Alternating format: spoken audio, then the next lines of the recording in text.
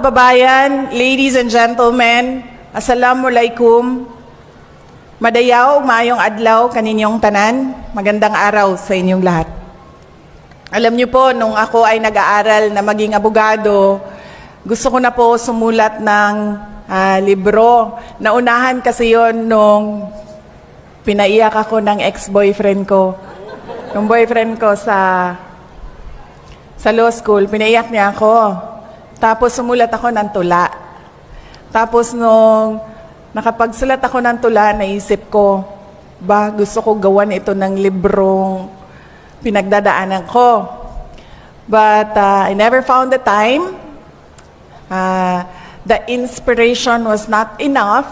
The interest was there, pero yung inspirasyon na sumulat talaga at pag-isipan, hindi ko, wala noon.